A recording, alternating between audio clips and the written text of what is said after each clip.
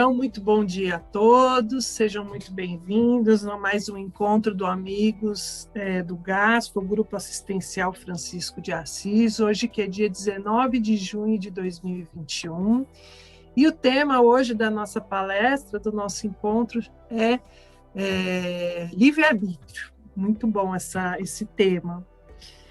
A nossa leitura de hoje é do livro Vinha de Luz, capítulo 53, Sementeiras e Ceifas.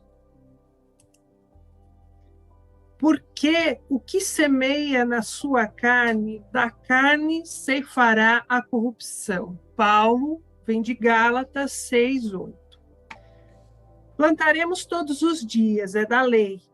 Até os inativos e ociosos estão cultivando o joio da imprevidência.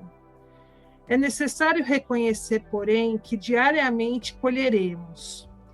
Há vegetais que produzem no curso de breves semanas, outros, no entanto, só revelam frutos na passagem laboriosa de muito tempo.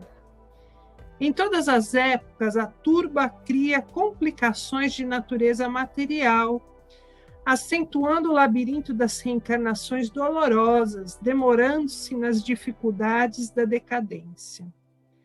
Ainda hoje, surgem os que pretendem curar a honra com o sangue alheio e lavar a injustiça com as represálias do crime.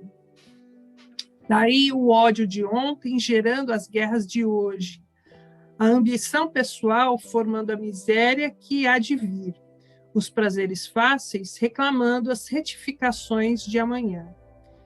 Até hoje, decorridos mais de 19 séculos sobre o cristianismo, apenas alguns discípulos, de quando em quando, compreendem a necessidade da sementeira da luz espiritual em si mesmos, diferente de quantas se conhecem no mundo e avançam a caminho do mestre dos mestres. Se desejas, pois, meu amigo, plantar na lavoura divina, foge ao velho sistema de semeaduras na corrupção e ceifas na decadência. Cultiva o bem para a vida eterna. Repara as multidões encarceradas no antigo processo de se levantarem para o erro e caírem para a corrigenda, e segue rumo ao Senhor, organizando as próprias aquisições de dons imortais. Então, meus queridos, com essa leitura, eu vou pedir então a todos que fechem os olhos, imaginem a doce figura de Jesus, nos esperando, sorrindo para nós e nos acolhendo. E vamos pedir a Jesus, a Deus Pai e aos nossos amigos espirituais do GASFA, que nos ajudem a entender, a compreender as reflexões de hoje, de nosso encontro, que ele seja muito proveitoso, não só para nossas mentes, mas para o nosso espírito e principalmente para o nosso coração, para que possamos, de fato, colocar em prática todos esses estudos que realizamos aqui no GASFA. Pedimos também as suas bênçãos, o seu amor e o seu acolhimento à nossa palestrante de hoje, a nossa querida irmã Eugênia, que com muito carinho preparou essa reflexão para nós e que está sempre aqui conosco, nos ajudando nesse entendimento. E assim é com muita alegria que nós vamos dar início a mais um encontro, dizendo graças a Deus e graças a Jesus. Então, Eugênia, muito obrigada, viu, por você estar aqui conosco, por se dispor a estar aqui com a gente mais um sábado. Essas dificuldades tecnológicas acontecem, tá bom, Eugênia? Mas a palavra é toda sua. Muito obrigada e seja muito bem-vinda.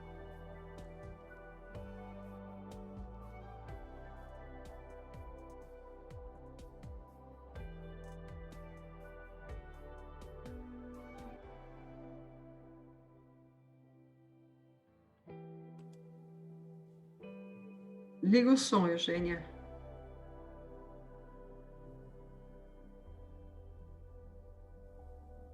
Pronto. Vocês estão me ouvindo? Ok. Então, o tema de hoje é livre-arbítrio, só que ele está condicionado, ele faz um link com conhecereis a verdade vos tornará livres. Então, eu primeiro agradeço aí ao Gasto a paciência das conexões e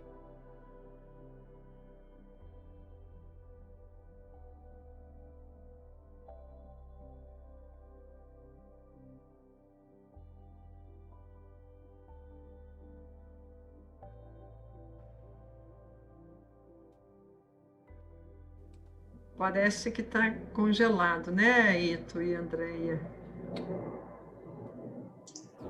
Eu estava perguntando aqui se era só comigo.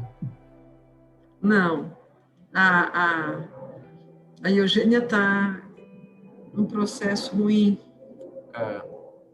A rede Da lá, rede. a rede na casa dela deve estar com algum problema. Eu também acho. Acho que é por isso que a gente está com um pouco de dificuldade. Sugere para ela usar só a internet do celular, se for o caso. Perfeito, Laércio. Ela desconecta o Wi-Fi e fica só com o 4G.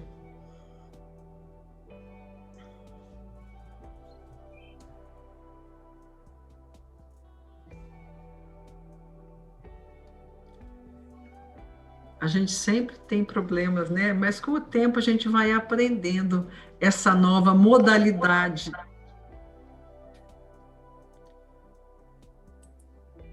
Vamos ver, isso acontece. É que a demanda por internet está muito alta e o sistema não está suportando. Eu acho que é isso. Pode ser isso, né? Talvez também a gente possa desligar nossas câmeras, né? Para talvez, quem sabe, ajudar, né? Isso, mas no caso é mais ela. Mas é ela. Liga o som, Eugênia. Talvez a Eugênia...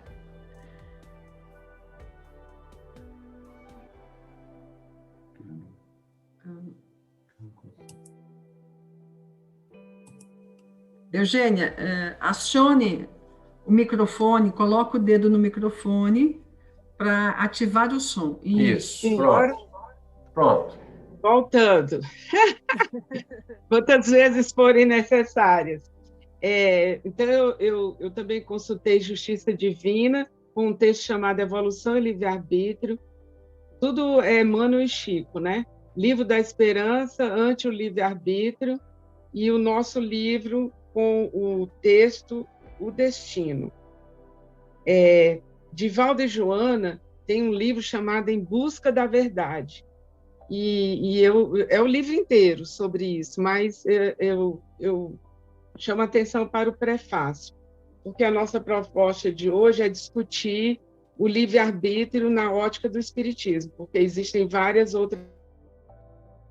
Então, voltando, o futuro é constituído todos os dias através de pensamentos e ações que são as nossas escolhas, ou seja, o nosso livre-arbítrio. Mas o que é mesmo livre-arbítrio, né, pela doutrina espírita? Esse texto que serve de base, ele dá um conceito assim: o livre-arbítrio é a faculdade que permite ao homem edificar conscientemente o seu próprio destino, possibilitando-lhe a escolha na sua trajetória ascensional do caminho que desejar. Mas esse texto também fala das questões dos limites em relação a esse livre-arbítrio. E ele diz: limitando o princípio, vai expandindo à medida em que o homem cresce em espiritualidade. O que isso significa? Quanto mais evoluído, mais amplo o livre-arbítrio, então maior o seu direito de fazer certas escolhas no campo da vida, assumindo assim, à medida que vai progredindo, pouco a pouco, o comando definitivo da sua ascensão. Então, a liberdade de fazer o que se quer está condicionada à liberdade de fazer o que se deve. E, às vezes, nem sempre isso é fácil, mas é só a gente pensar nos pais educando seus filhos, né? Em algum momento, as nossas crianças vão querer fazer algo e nós vamos nos posicionar contra, porque aquilo que ele quer fazer, né, vai prejudicá-lo profundamente, né? Por exemplo, a fase que a criança quer colocar tudo na boca, mas aquilo pode levar a complicações na sua saúde. Depois, quando adolescente, a gente tem que se posicionar também daquilo que você concorda, com base na educação que ele recebeu, e aquilo que você discorda. Embora que, a partir dessa emancipação, as escolhas vão ser cada vez mais responsabilidade daquele que o faz. Então, em matéria de respeito ao livre-arbítrio, nós temos um modelo maravilhoso, que é a conduta do Cristo, junto àqueles em que ele compartilhou sua marcha. João Batista, por exemplo, ele torce pela vocação de João Batista. Em circunstância alguma, ele encarcera espiritualmente os discípulos ante as determinadas atitudes, embora que, às vezes, possam ser discordantes do que ele havia ensinado. Ajuda sem pedir adesão, ensina sem formular exigências. Em Nazaré, onde ele fixou a sua moradia, ele não procura se evidenciar. Quando do encontro de Maria de Magdala, ele renova sem constrangê-la. Ele não ameaça Nicodemos porque o doutor da lei não lhe compreende o ponto de vista da palavra. Ele não exibe poderes divinatórios para impressionar o sinédrio. Então, ele entende, Jesus entende as dúvidas de Tomé. E quando ele visita Paulo de Tarso, ele não aparece numa condição diferente daquela de amigo, sem intuito de qualquer violência contra Paulo de Tarso, embora saiba que ele havia sido, né, até aquele momento, um perseguidor da doutrina do Cristo. Então, onde surge, onde aparece, o mestre define a luz, o amor, indicando pelo próprio exemplo o roteiro a ser seguido, mas sem coagir pessoa alguma nessa ou naquela resolução que a pessoa havia tomado. E inúmeros outros exemplos poderíamos dar, como o caso de Pedro e da negação, etc. Mas nessa trajetória de Jesus, nós não podemos ter dúvida que ele é o nosso maior exemplo. E na nossa trajetória de espírito, em relação ao livre-arbítrio, quantas vezes nós vamos contrários aos ensinamentos dos nossos mentores espirituais, dos nossos anjos de guarda, e mesmo assim ele não desiste de nós, e nem nos fica acusando quando de outras vezes pedimos auxílio. Agora está pedindo meu auxílio, mas naquela hora você queria fazer o que queria, não me perguntou se era o melhor para você. Não, eles simplesmente ajudam.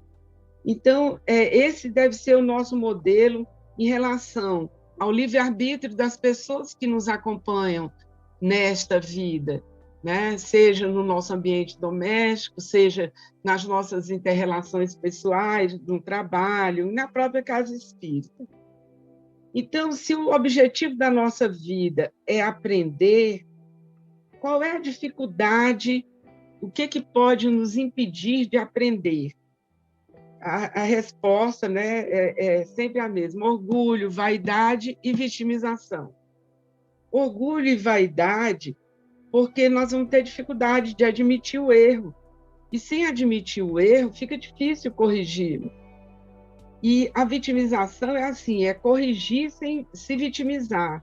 Porque vitimizar é estagnar naquilo que a gente chama de complexo de Gabriela, né? Ou uma transferência semelhante. Por exemplo, tem uma música que, até essa fala é do Rossando, que ele diz que era no tempo que ele se vitimizava, né, das coisas, sou rebelde, porque o mundo quis assim, porque o mundo nunca me tratou com amor. Essa é a posição de vitimização. Você já percebeu o erro? Corrige. Não perde tempo lamentando, porque esse tempo e essa energia vão ser necessários para a correção. Então, nós reencarnamos sempre para aprender. E aprender significa que comporta errar e corrigir o erro. E se o livre-arbítrio é fazer escolha, também no livre-arbítrio nós temos a possibilidade, temos que contemplar a possibilidade do erro. Por isso, Jesus não julgava nem condenava, mas alertava que nós podíamos fazer de uma maneira melhor, que nós não éramos só isso, só o erro, só o equívoco.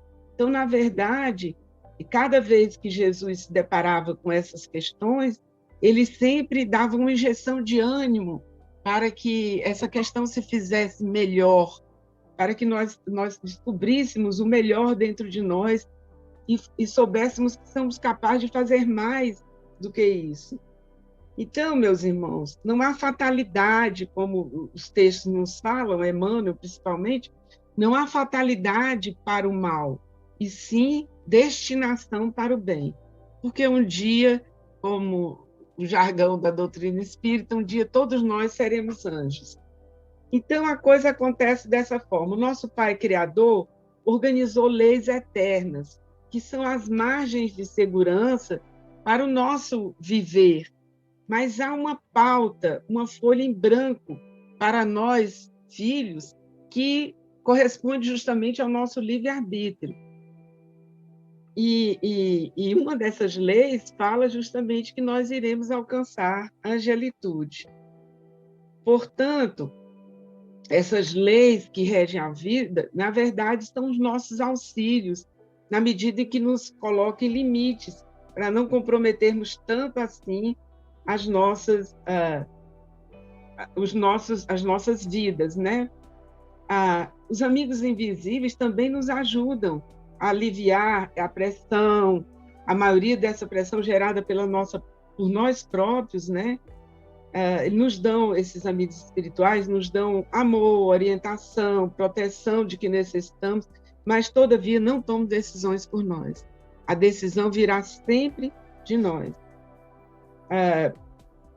Então, o nosso Pai Criador nos ensina que nós não vivemos longe da nossa própria criação, pela lei da justiça e da misericórdia.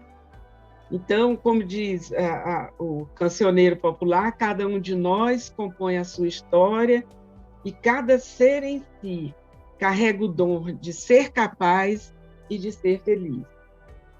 O critério para nós encontrarmos a resposta mais adequada à nossa dúvida, no nosso momento de dúvida, ao tomar decisão, a usar o nosso livre-arbítrio, é a coerência entre a verdade alcançada e a prática que vai nortear a nossa escolha. É preciso que essas duas coisas estejam em comunhão, porque, por vezes, a nossa consciência, as nossas regras doutrinárias nos dizem que nós estamos caminhando por um caminho difícil, que nós estamos acumulando débitos, mas, às vezes, o nosso agir não corresponde a isso. Então, nós precisamos ficar atentos a essa conexão entre aquilo que é teoria para nós, sobre aquilo que falamos, e guardar um mínimo de coerência entre como agimos. Então, o nosso maior equívoco são as nossas escolhas erradas. Mas tem uma fala do Rossando que eu gosto muito, que ele diz que é preciso ter muita disciplina para dar errado, porque a gente não erra só uma vez, a gente tem as advertências dos amigos espirituais. Ou seja, é preciso uma sequência de escolha errada, fruto da nossa teimosia. E essa teimosia sempre se vincula às nossas viciações do passado. Sempre se vincula a repetição dos padrões que trazemos de outrora. E nisso, Joana de Ângeles pode nos auxiliar bastante, porque ela trata justamente disso, da necessidade, pelo autoconhecimento, de rompermos esses padrões que nós já trazemos vidas e vidas passadas. Tem um livro muito bonito chamado Laços Eternos, que é da Zília Gasparetto, né? A psicógrafa, e o espírito é Lúcio, que ele fala, essa história conta a saga de um amor em desalinho, de uma determinada pessoa que durante vidas e vidas insiste na conexão física com alguém que traz prejuízo a muitas pessoas, mas ela insiste. No primeiro momento, ela se torna amante dessa pessoa, depois, no segundo momento, ela vem como sogra, mas mesmo assim, ela se apaixona novamente por essa pessoa, e há uma insistência nela muito grande de não abrir mão desse afeto, que é real, mas que é também doentio. Até que, numa última vida, esse mesmo clã familiar se une todo na espiritualidade superior para auxiliá-la, e eles conseguem reverter esse processo, e ela numa circunstância X, que eu espero vocês lerem o livro para saber. Enfim, muitas vezes, eu acho bom esse exemplo, porque a gente sempre pensa na saga, na dificuldade de revermos os amigos, mas às vezes é muito difícil também revermos os nossos amores, né? Que às vezes voltam na condição de companheiros, às vezes voltam na condição de filhos, que você percebe estão tomando um caminho diferenciado. E nós temos que ter aquele comportamento crístico de amparar sem interferir, o que é bem difícil. Então, por vezes, essa dor que nos chega hoje, na verdade, são consequências desses equívocos recalcitrantes do passado, que, na verdade, a lei funciona mal comparando com a própria lei humana. A lei seca não é para você beber todas, pegar o carro e comprometer vidas, a sua vida e de outras pessoas. Não, a lei existe justamente para dar o parâmetro do que você pode e do que você não pode fazer. Então, não é da vontade de Deus que nós sofremos. Nós sofremos porque ferimos as leis universais que regem as nossas vidas. E por isso que o autoconhecimento é fundamental para o exercício do pleno livre-arbítrio, porque o autoconhecimento vai fazer com que, de forma inteligente e coerente, eu afaste as escolhas que eu venho repetindo há vidas e vidas, e que transformaram as vidas passadas em sofrimento. Então, a gente não está aqui para repetir o erro, mas nós precisamos estar muito atentos, né? Para que as nossas escolhas, o uso do livre-arbítrio, possam nos favorecer. Podem haver escolhas que afetam, mas não desviam o caminho traçado? Sim, eu lembrei de um caso, que eu não lembro exatamente em qual obra eu li, de uma moça que ela tinha um compromisso de ajuda, de trabalho, de ajuda humanitária, e que para isso ela teria, já na espiritualidade havia um companheiro que viria encontrá-la e ela tocaria sua vida junto a essa pessoa, fazendo essa questão humanitária tão importante. Só que, na adolescência, ela, pelo uso do seu livre-arbítrio, ela engravida, ainda antes da maioridade, e, em decorrência dessa gravidez, ela vem a casar com uma outra pessoa que não era exatamente aquele comprometimento dela. E nessa ocasião, o mentor pergunta: e aí, todo o projeto está perdido dessa questão humanitária? Ele falou: não, perdido não está, mas está dificultado, porque em algum momento ela vai reencontrar essa pessoa, e no momento que ela reencontrar, ela vai estar comprometida com outra. E isso, com certeza, vai dificultar muito o processo do entendimento, vai resultar em dores para as pessoas envolvidas nessa questão.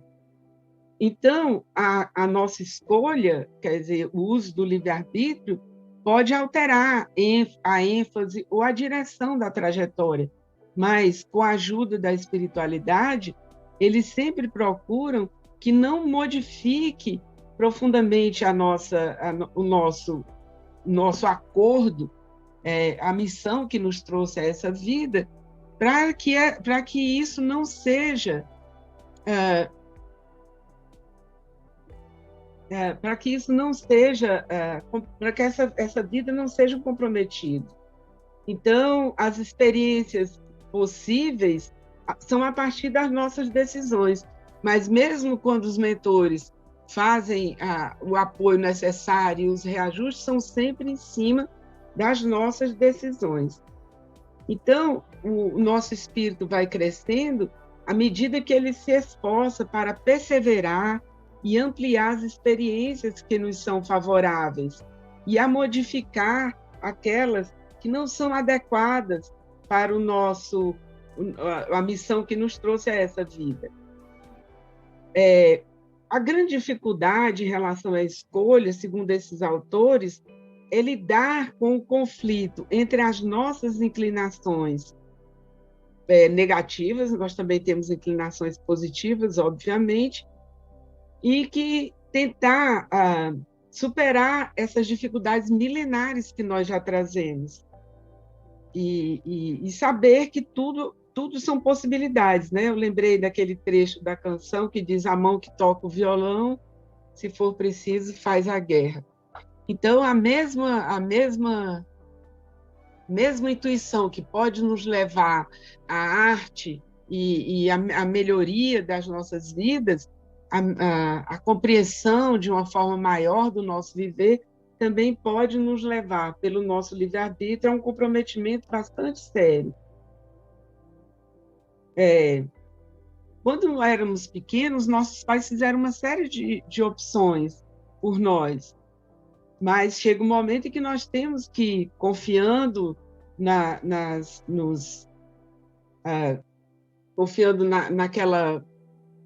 naquela pleia de auxílio que os nossos pais nos deram em relação à nossa moral, em relação à nossa ética, a gente faça o nosso desenvolvimento. A partir de um determinado momento, corre por nossa conta.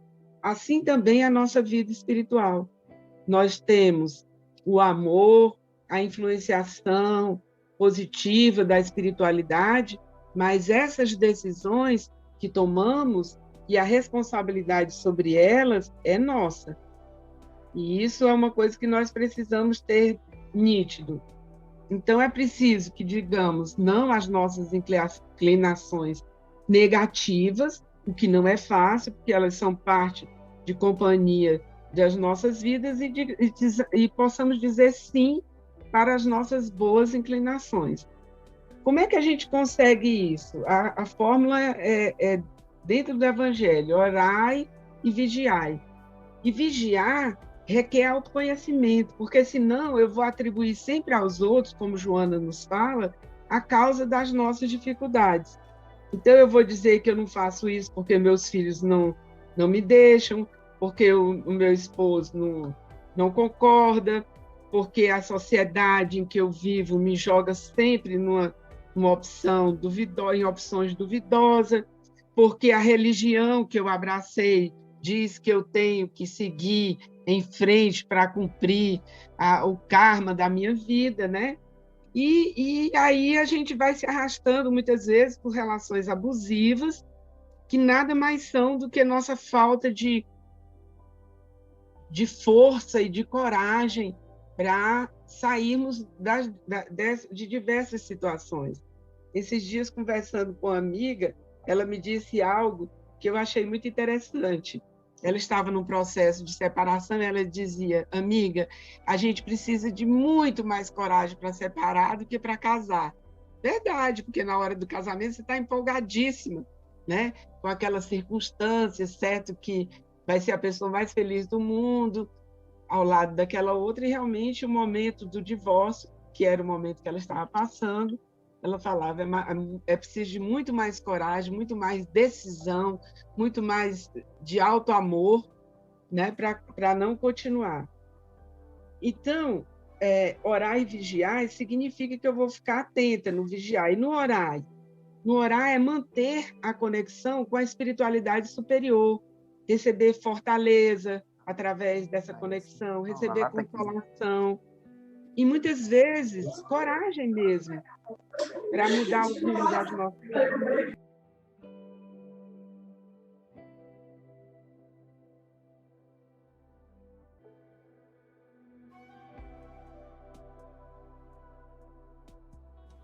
Seu som cortou, Eugênia. Agora voltou? Voltou, bem. Então, voltando, a oração é uma ação íntima, mas é uma ação. É preciso que a gente se recolha, medite, e não só fale para o mentor tudo que nos vem na alma, mas a capacidade de ouvi-lo também, né? E encontrar e ouvir dele aquele apoio necessário, que às vezes vem no momento de oração, às vezes vem no momento em que nós estamos dormindo, né? Que você encontra o caminho que pode, vamos dizer, retomar, porque, digamos, você está num atalho, retornar ao caminho principal. E qual é o link, né? Já caminhando aqui para o final, qual é o link entre a busca da verdade, que está em João 8,32, e o livre-arbítrio? Eu lembrei de um filme que eu espero que vocês assistam, quem não assistiu, chama O Corpo, com Antônio Bandeiras. E é muito interessante. Primeiro, meninas, o Antônio Bandeiras faz um esforço enorme para ficar feio, mas não consegue. E o filme... Como é que chama o filme, Eugênia? Você poderia repetir, por favor? De o corpo, supostamente o corpo do Cristo foi enterrado. E para a Igreja Católica é muito importante que a ressurreição tenha sido com o corpo. E ele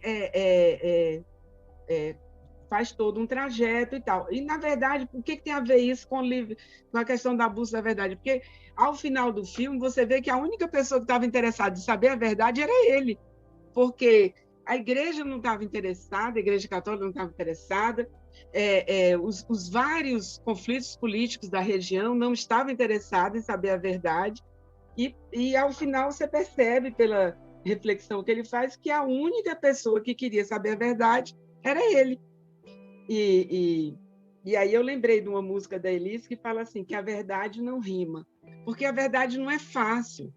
Encarar que realmente você tem um problema grave de saúde que você precisa cuidar, não é fácil. Encarar a realidade que você é uma pessoa profundamente autoritária, quando você vende que você é uma pessoa magnânima, você escuta todo mundo, etc., a verdade é muito incômoda. Por quê? Porque ela vai revelar não o que nós aparentamos socialmente, mas aquilo que, em verdade, em essência, nós somos. E aí, quando eu descubro a verdade em essência, eu não posso mais culpar os pais, o maridão, os filhos. Eu vou ter que assumir que, na verdade, me falta determinação, me falta coragem para tomar atitude que eu, às vezes, já sei, já conheço, né? Tem uma música muito linda que chama de Janeiro a Janeiro, que eu adoro, e que ela fala assim, a felicidade exige coragem. E, às vezes, nós não temos coragem para sermos felizes. Nós preferimos continuar vítimas de uma situação que todo mundo... Ai, coitada, ela está assim. Ai, meu Deus. Então, como diz os adágios das avós, todo pobre é coitadinho. Então, a gente se prende à infelicidade porque ela nos traz recompensas emocionais. Essa fala é de Joana, tá? Não é minha. E ela fala até que para você curar, você precisa descobrir qual é a recompensa que a infelicidade que você está tendo lhe dá, que faz com que você não abra mão dessa infelicidade. Então, descobrir o que nos faz feliz também pede a nós esse processo de autoconhecimento que Joana tanto fala. tanto fala. Então, é aquelas questões que às vezes nos assolam. Eu não tenho tantas certezas quanto eu aparento ter. Eu quero, mas eu tenho medo. Eu quero, mas eu não tenho coragem. Vai precisar de mim de um esforço que eu não estou a fim de fazer. Vou preferir ficar acomodado na situação em que eu me encontro. Então, meus irmãos, a queda e o erro faz parte do aprendizado. Agora, permanecer no erro não é salutar, mas admitir o erro, sim. Retomar novos caminhos também. E eu lembrei, com esse eu encerro a nossa conversa, da poesia do Fernando Sabino, que está no Encontro Marcado, e diz assim: de tudo ficam 3 coisas. A certeza de que estamos sempre começando, a certeza de que é preciso continuar e a certeza que seremos interrompidos antes de terminar.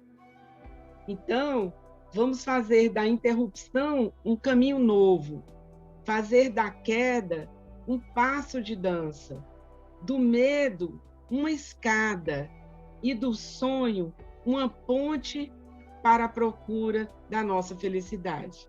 Obrigada, gente. Desculpa as técnicas.